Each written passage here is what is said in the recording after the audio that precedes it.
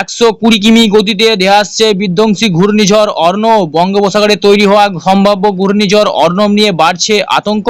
আবহাওয়ার মডেল অনুযায়ী 1 জুন থেকে এই সিস্টেমটা দ্রুত শক্তি বাড়াতে শুরু করবে এবং 5ই জুনের মধ্যে ঘূর্ণিঝড়ের রূপ নিয়ে ঘন্টায় প্রায় 120 কিলোমিটার গতিতে এগিয়ে আসতে পারে।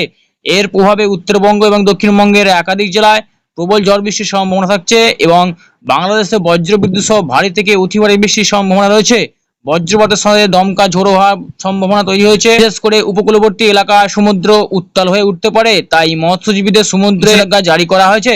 25শে মে এই মুহূর্তে দক্ষিণবঙ্গের জেলাগুলো আকাশ আজ পরিষ্কার থাকছে, বৃষ্টির সম্ভাবনাটা কম রয়েছে, রোদ ঝলমলে আকাশ থাকছে এবং এদিকে কিছু কিছু জেলায় হালকা বিক্ষিপ্ত বৃষ্টির সম্ভাবনা রয়েছে। খেজুরি, বাদাম পাহাড়, বেলদাহা, চাকুলিয়া এই জায়গাগুলোতে আজ হালকা বিক্ষিপ্ত বৃষ্টির সম্ভাবনা থাকছে। খাতড়া, বলরামপুর, হারুড়া, বাঁকুড়া, পুরুলিয়া, রঘুনাথপুর, আসানসোল এই অঞ্চলগুলোতে আজ বিক্ষিপ্ত বৃষ্টির সম্ভাবনা কিছু কিছু জেলা রয়েছে। এদিকে সিউড়ি, বেলডাঙ্গা, বহরমপুর, রামপুরহাট, আজিমগঞ্জ, দমকল, করিমপুর এই জায়গাতে আজ মুর্শিদাবাদের কিছু কিছু জেলায় হালকা বিক্ষিপ্ত বৃষ্টির সম্ভাবনা থাকছে।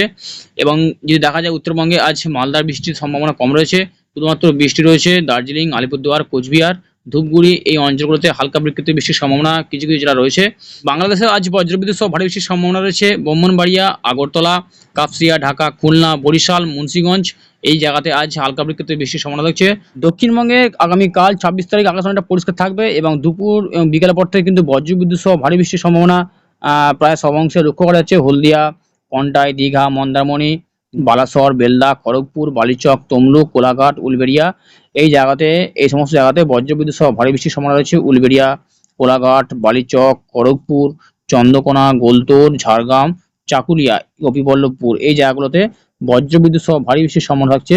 তার পাশাপাশি লক্ষ্য করা যায় আরামবাগ, পুতুলপুর, বিষ্ণুপুর, বর্ধমান এই সমস্ত অঞ্চলগুলোতে বজ্রবিদ্যুৎ সহ ভারী থেকে অতি ভারী বৃষ্টি রয়েছে। এবং যদি দেখা যায় উত্তরবঙ্গের ক্ষেত্রে আগামীকাল আবহাওয়া কেমন থাকবে, উত্তরবঙ্গে মালদায় কোনো বৃষ্টির সম্ভাবনা নেই, শুধুমাত্র যদি হালকা বিক্ষিপ্ত বৃষ্টির সম্ভাবনা রয়েছে জলপাইগুড়ি, ধূপগুড়ি, শিলিগুড়ি বিক্ষিপ্ত বৃষ্টির সম্ভাবনা আগামীকাল লক্ষ্য করা যেতে পারে।